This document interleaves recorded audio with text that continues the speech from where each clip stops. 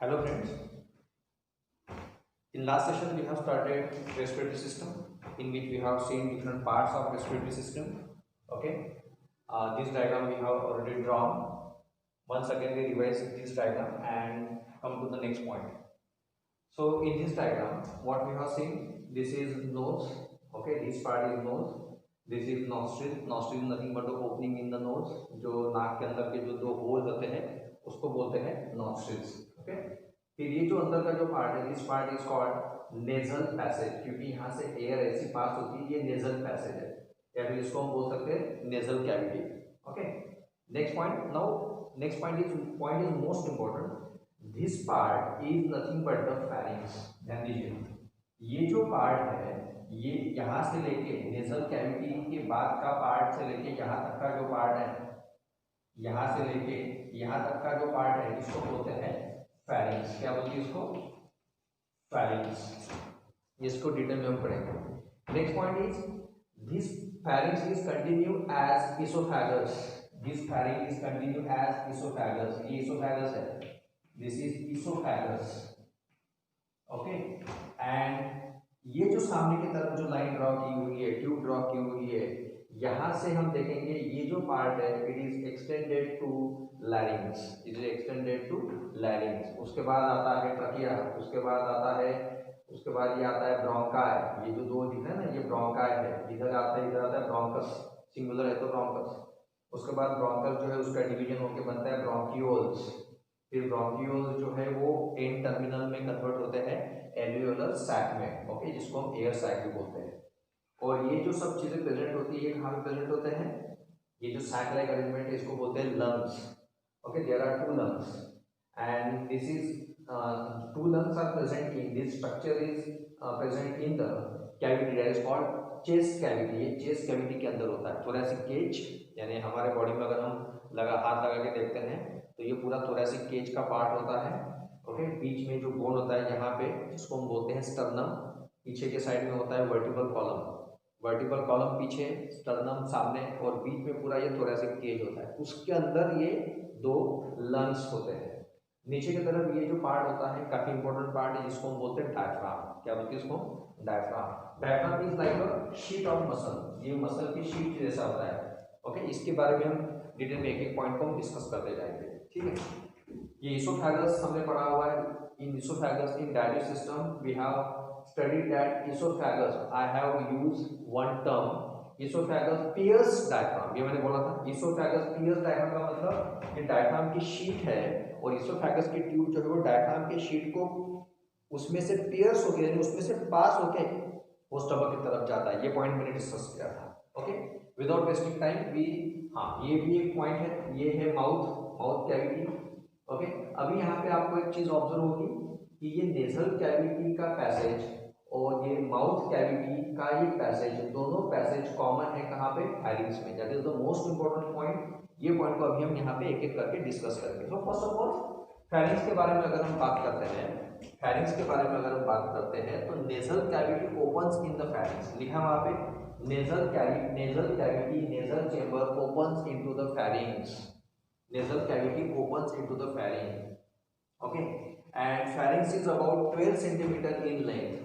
It is about 12 centimeter tube. It is the short tube which is about 12 centimeter in length. उसकी जो length होती है, यहाँ पे L का मतलब है it is about 12 centimeter in length. Okay.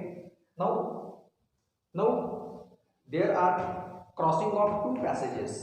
ये पॉइंट ज़्यादा इंपॉर्टेंट इसलिए मैं इसको बार बार इंपॉर्टेंट बोल रहा हूँ क्योंकि बहुत सारे बच्चों को ये समझता ही नहीं. बहुत बार आपने देखा होगा कि घर वाले बोलते हैं बेटा खाना खाते वक्त बात नहीं करना. ओके. खाना खाते वक्त बात नहीं करना, पानी पीते वक्त धीरे धीरे पीना या फिर बैठ के पीना.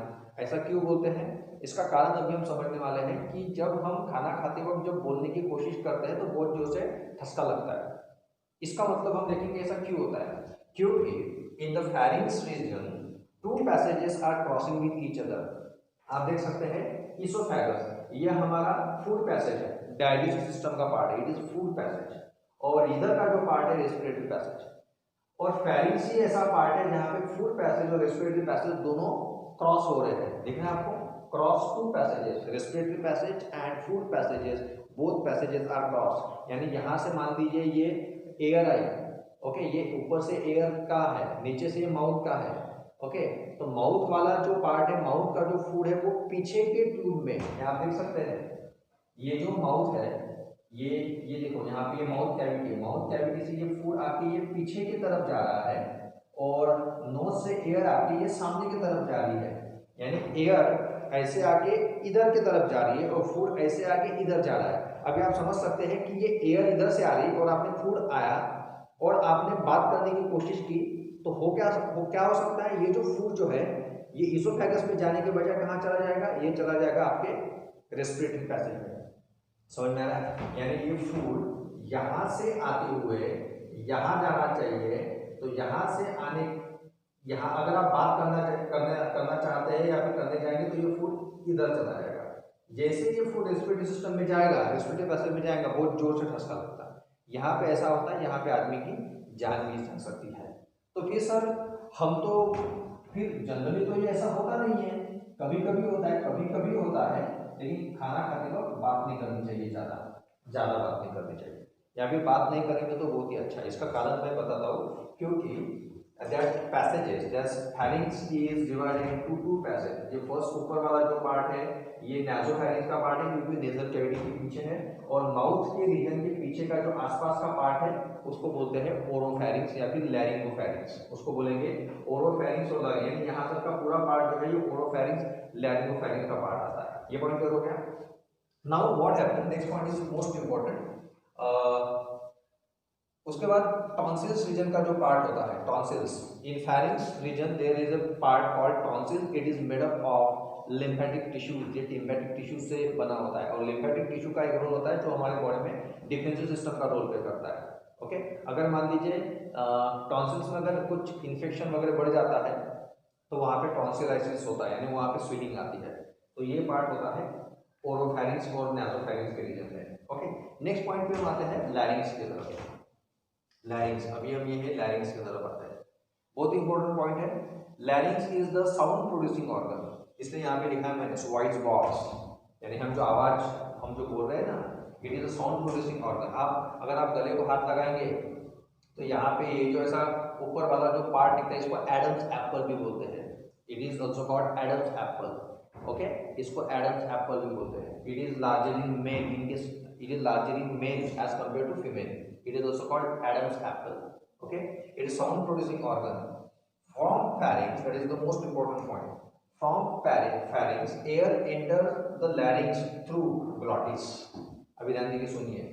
From pharynx, अभी ये जो pharynx का पार्ट है, यहाँ से ये pharynx का पार्ट है, ये एयर जो है enters into the glottis। अभी यहाँ पे ये जो पार्ट है, अभी यहाँ पे ये जो पार्ट है इस तरीके से, ओके, इस तरीके से हम समझते हैं, इस तरीके से सुन लें। ये जो ओपनिंग है, यहाँ पे ये जो ओपनिंग दिख रही है आपको, ये इसको बोलेंगे ग्लॉटिस, इसको बोलेंगे ग्लॉटिस। ओके, और ये जो फ्लैप लाइक पोर्शन है, ये फ्लैप लाइक ऐसा ऊपर की तरफ है वो, इसको बोलेंगे एपिग्लॉटिस, इसको बोलेंगे एपिग्लॉटिस, एपिग्लॉटिस। ओके, मान लीजिए कि यहां से जब फूड आता है, यहां से जब फूड आता है, जब फूड आता है तो फूड ये पहले एपिग्लॉटिस के ऊपर गिरता है, यानी ये ऐसा है। ओके, फूड जब आता है तो ये एपिग्लॉटिस के ऊपर चिपकता है। एपिग्लॉटिस को चिपकने के कारण एपिग्लॉटिस का इस तरीके से मूवमेंट होती है, और एपिग्लॉटिस की मूवमेंट होने के कारण, एपिग्लॉटिस की मूवमेंट होने के कारण ये जो ओपनिंग है, ये ओपनिंग जो है ये क्लोज हो जाता है। ये जो ओपनिंग है ये ओपनिंग क्लोज हो जाता है, और ये ओपनिंग क्लोज होने के कारण फूड जो है सीधा इसोफेगस में जाता है। मींस व्हाट हैपन कि from the pharynx air enters the larynx through glottis, यानी एयर जो हम लेते हैं वो ग्लॉटिस के थ्रू लैरिंक्स में जाएगा। Glottis is nothing but the opening. It is the small opening through which air enters the larynx. यहाँ पे जो opening है वो opening को हम बोलते हैं glottis, and that is opening is guarded by one flap-like arrangement, that is nothing but the flap-like arrangement, that is nothing but the epiglottis. Okay. अभी क्या होता है, जब हम ब्रीदिंग करते हैं तो एपिग्लॉटिस जो है वो ओपन ही रहता है। जब हम ब्रीदिंग करते हैं तो ये एपिग्लॉटिस जो है ये ऐसे ऊपर की तरफ रहता है, एक ऊपर की तरफ रहता है, इसलिए एयर जब आती है तो इजीली पास हो सकती है। लेकिन जब फूड आता है, तब ये एपिग्लॉटिस जो है इस तरीके से नीचे की तरफ मूवमेंट होती है और ये जो ग्लॉटिस का पार्ट है ये हो जाता है क्लोज और फूड सीधा जाता है फूड जाता है सीधा इसोफेगस में। अगर मान लीजिए गलती से आप खाना खाते वक्त, स्वैलो करते वक्त बोलने की इच्छा अगर आपकी होती है, उस वक्त क्या होता है, उस वक्त कंफ्यूजन क्रिएट हो जाता है। वो फूड जो है वो गलती से ग्लॉटिस में घुस जाता है। अगर वो फूड गलती से ग्लॉटिस में घुस गया तो बहुत जोर से ठसका लगता है। ये पॉइंट क्लियर हो गया। फिर हम ऐसे ऊपर उधर देखते हैं और पानी पीते हैं वगैरह वगैरह वगैरह, इससे सब चीज़ें करते हैं, लेकिन बहुत जोर से वो चीज़ होती है। इसलिए कभी भी याद रखिए कि जब आप खाना खाते हैं तो शांति से, ज़्यादा बात ना करते हुए, या फिर जब जरूरत है उतनी बात करते हुए खाना खाना है। बहुत इंपॉर्टेंट पॉइंट है। तो larynx is the sound producing organ. From pharynx air enters the larynx through opening, small opening, that is nothing but the glottis. through glottis का मतलब ये opening होता है, and that opening यानी glottis is guarded by one flap like arrangement, that is nothing but the epiglottis. मैंने यहाँ पे labelling नहीं की है, अभी जगह नहीं है, इसको आपको epiglottis देना है और इसको नाम देना है आपको glottis। ओके। नेक्स्ट पॉइंट क्या बोल रहा है कि it prevent the entry of food into the respiratory passage. ये हमने डिस्कस किया है, ये रेस्पिरेटरी पैसेज में फूड को प्रिवेंट करता है, एंट्री नहीं होने देता। नहीं तो क्या होगा, ऐसे ठसके लगते जाएंगे, एक आध दिन प्रॉब्लम हो सकता है कि यहाँ पे लोगों की जान भी गई हुई है। तो बहुत इंपॉर्टेंट पॉइंट है। जल्दी खरा खाने वालों के साथ ये होने के चांसेस ज़्यादा रहते हैं, क्योंकि वो खाते हैं और बोलते भी है तो उनको ये होने के चांसेस रहते हैं। नेक्स्ट पॉइंट पे आते हैं ट्रकिया। यहाँ तो समझ में आ गया। नेक्स्ट पॉइंट पे आते हैं ट्रकिया। अब ये ट्रकिया क्या होता है, आप देख सकते हैं ये लैरिंक्स है। ओके, लैरिंक्स के नीचे और एक ट्यूब है जिसका नाम हमने रखा हुआ है ट्रकिया। ट्रकिया का दूसरा नाम है विंड पाइप, इसका नाम है विंड पाइप। यानी ट्रकिया जो है, यानी लैरिंक्स जो है ये वॉइस बॉक्स है, साउंड प्रोड्यूसिंग ऑर्गन है। इसको और एक नाम दिया है, it is larger in male as compare to female, उसको एक नाम दिया एडम्स एप्पल, ऐसा भी बोलते हैं। उसके बाद ट्रकिया जो है it is short tube about 12 centimetre in length. It is about 12 centimetre in length. देखो ये सब चीज़ें अपने सीबीएसई की किताबों में दी नहीं है, लेकिन हमें क्लियर एक्सप्लेनेशन चाहिए, इसलिए मैंने कुछ पॉइंट्स यहाँ पे लिए हैं। It is wind pipe, it is about 12 centimetre in length and it is present in front of oesophagus. ये ईसोफेगस के सामने होता है। अगर आपको मैंने जब पढ़ाया था गैस्ट्रोइंटेस्टाइनल ट्रैक्ट में, उसको बताया था कि हम रेस्पिरेटरी सिस्टम में पढ़ेंगे कि ईसोफेगस यानी रेस्पिरेटरी पैसेज कहाँ पे रहता और डाइजेस्टिव पैसेज यानी फूड पैसेज कहाँ पे होता है। तो फूड पैसेज ये पीछे की तरफ होता है और रेस्पिरेटरी पैसेज ये सामने की तरफ होता है। इसका एग्जांपल, अगर आप गले को ऐसे हाथ लगाएंगे, यहाँ पे ये जो इस तरीके से जो एलिवेटेड पार्ट दिखता है, that is nothing but the larynx, वो लैरिंक्स है। ओके, इसका मतलब कि रेस्पिरेटरी पैसेज सामने है और फूड पैसेज जो है पीछे है, इसलिए हमने यहाँ पे वर्ड यूज किया हुआ है। अगर हम ये पर्सन को इस तरीके से देख रहे हैं, अगर हम पर्सन को इस तरीके से सामने से देख रहे हैं, इसका मतलब ईसोफेगस ये रेस्पिरेटरी पैसेज के पीछे की तरफ है। ओके, ये पॉइंट हो गया। So trachea lies in front of esophagus and extend downward in the neck, और वो नेक रीजन से इस तरीके से पास होता है, ऐसे नेक रीजन से पास होता है। ये बहुत इंपॉर्टेंट पॉइंट है कि trachea is nothing but a small tube, it is also called wind pipe, it is about 12 centimetre in length and it lies in front of oesophagus in the and pass downward in the neck region, neck region से वो downward pass होता है। next point is also important, it is wind pipe, it is wind pipe। कभी आपने देखा है, आपने कभी लस्सी पी होगी, स्ट्रॉ होता है उसका, या फिर आप कभी गन्ने का जूस पीने गए होंगे तो स्ट्रॉ से वो पीने में बहुत मजा आता है, छोटे बच्चे उसको अच्छे से एंजॉय करते हैं। तो आपने देखा होगा कि पूरी लस्सी खत्म होने के बाद, पूरा जूस खत्म होने के बाद जब हम स्ट्रॉ में से फिर से एयर खींचते हैं तो आपने देखा होगा कि वो जो स्ट्रॉ है वो ऐसे चिपक जाती है, अंदर ही अंदर ऐसे चिपक जाती है, उसको बोलते हैं कोलैप्स होना। उसको क्या बोलते हैं? कोलैप्स होना। समझ में आ रहा है? कोई ट्यूब में से अगर हम एयर निकाल देते हैं तो वो ट्यूब की इंटरनल वॉल जो है वो एक दूसरे को चिपक जाती है। यानी ये ऐसी वॉल है, ये ऐसी वॉल है, मान लीजिए ये ट्यूब है, तो ये जो वॉल है ऐसी हो जाती है, ऐसी चिपक जाती है, बराबर ऐसे चिपक जाती है, इसको बोलते हैं कोलैप्स होना। तो फिर ये जो वीन ट्यूब है, ये जो वीन पाइप है, इसमें से जब एयर पास होती है, एयर मान लीजिए आपने एक्सपेल कर दी यानी बाहर की तरफ छोड़ दी, तो बाहर की तरफ छोड़ने के बाद ये जो ट्यूब है ऐसे एक दूसरे को चिपकती नहीं, कोलैप्स नहीं होती। कोलैप्स क्यों नहीं होती? Because it is most important point, wall is made up of C shape, wall having C shape cartilage ring, wall having that the wall of the trachea is having C shape. ये जो आपको दिख रहा है tube जैसे जैसे दिख रहा है ना आपको, it is actually see shape, यानी ऐसे सामने से ये ऐसे सी शेप होते हैं। It is C shape cartilage ring, it is C shape cartilage ring. यानी मान लीजिए कोई ट्यूब है, वो ट्यूब को ऐसी पूरी गोल रिंग नहीं है, वो सिर्फ सामने से और laterally from anterior view and lateral view वो प्रेजेंट है। पीछे से अगर आप वो ट्रकिया को देखने जाएंगे तो पीछे से आपको कार्टिलेज रिंग नहीं दिखेगी, समझ में आ रहा है? सामने से और साइड से वो कार्टिलेज रिंग है। इसका मतलब वो कैसे है? वो ऐसे सी शेप है, ऐसे सी शेप, ऐसे सी शेप। मान लीजिए कि कोई एक रॉड है और उसको आपने सामने से और साइड से कोई चीज चिपकाई है, पीछे से अगर देखेंगे तो पीछे से वो रिंग कंटिन्यू नहीं है, इसलिए उसको नाम दिया है C shape cartilage ring. Okay, and that cartilage ring make the tube rigid and prevent it from collapsing. ये बहुत इंपॉर्टेंट पॉइंट है। बिकॉज ऑफ दैट कार्टिलेज, क्योंकि वो स्मूथ मसल से बनी हुई है, फाइब्रोमस्कुलर टिश्यू से बनी हुई है। ओके, तो मान लीजिए कि उसके ऊपर अगर ये कार्टिलेज रिंग है तो because of that what happen, it prevent the collapsing of the cartilage और collapsing of the trachea. Wind pipe का कोलैप्सिंग नहीं होगा। कोलैप्सिंग का मतलब जो एक दूसरे को चिपक जाते हैं वो नहीं होगा। अगर सर चिपक गए तो प्रॉब्लम क्या है? चिपक गए तो फिर एयर लंग्स में कैसे जाएंगे? अगर एयर लंग्स में नहीं गई, कॉन्स्ट्रिक्शन हो गया उसका, कोलैप्सिंग हो गया, एयर लंग्स में नहीं गई, तो फिर हम जिंदा रहेंगे क्या? इसलिए उसको प्रिवेंट करने के लिए नेचर ने ऑलरेडी उसके ऊपर ये कार्टिलेज रिंग लगा दी और वो थोड़ा वो बन जाता रिजिड बनने के कारण उसका कोलैप्सिंग होना पॉसिबल ही नहीं होता। ठीक है, ये पॉइंट क्लियर हो गया। आगे देखते हैं। Trachea line by ciliated epithelium and mucus gland. Mucus glands बहुत इंपॉर्टेंट पॉइंट है ये, इसको भी समझना बहुत जरूरी है। कुछ पॉइंट हमारे लाइफ में प्रैक्टिकली है, इसलिए उसको समझना जरूरी है। Trachea is line by ciliated epithelium and mucus gland. अभी सीलिएटेड एपिथेलियम आपने 9th में पढ़ा है। सीलिएटेड एपिथेलियम होता क्या है? These are nothing but the epithelial sales.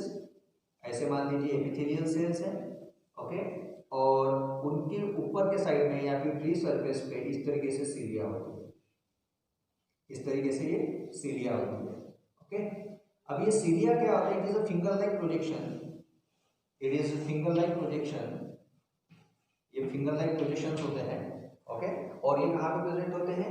ये जो वॉल है, ये जो ट्यूब है ना, ये ट्यूब की जो वॉल है, मान लीजिए ये ट्यूब की जो वॉल है, यहाँ पे ये सीलिएटेड एपिथेलियम प्रेजेंट होते हैं और म्यूकस ग्लैंड प्रेजेंट होती है।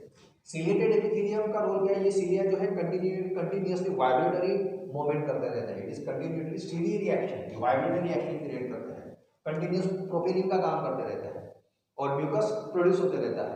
म्यूकस का रोल क्या है? Air we inhale if it contains a dust particle or any microorganism or foreign substances get trapped in the mucus. वो mucus के अंदर trap हो जाता है क्योंकि mucus होता है sticky, and because of the stickiness that dust particle, bacteria, fungal spore या फिर bacterial spore, viruses, whatever virus particle, whatever they get trapped in the mucus. Okay, and because of the ciliary action of the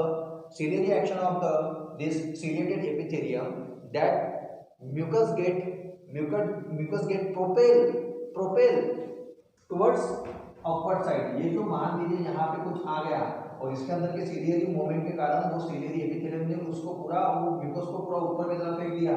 तो आप समझ सकते हैं कि ये respiratory tract से म्यूकस कहाँ पे आएगा? ये आएगा कहाँ पे आएगा? ये आएगा ओरोफैरिंक्स में, ये आएगा ओरोफैरिंक्स में। आपने बहुत बार देखा होगा मुंह धोने के बाद आप ऐसा करते हैं तो बहुत बार जो म्यूकस है वो हमारे मुंह में आता, समझ में आ रहा है? वो ओरोफैरिंक्स में आता, ओरोफैरिंक्स से फिर वो मुंह में आता।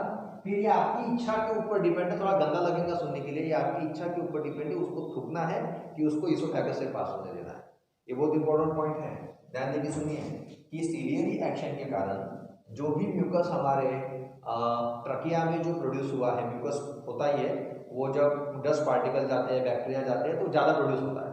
ओके, तो फिर वो क्या करता है, सीधे रिएक्शन से उसको ऊपर की तरफ भेजने की कोशिश करता है, क्योंकि वो नीचे लंग्स की तरफ तो जाने नहीं देगा, क्योंकि आगे ब्लाइंड एंड है, लंग्स की तरफ जाने नहीं देगा।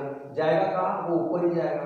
तो ऊपर जाने के बाद ओरोफैरिंक्स में आने के बाद फिर हमारे गले में आता है, ओरोफैरिंक्स में आता नहीं, हमारे गले में आता, फिर वो हमारे मुंह में आता, फिर हमारी इच्छा कि हम उसको थूकेंगे कि हम उसको स्वेलो करेंगे।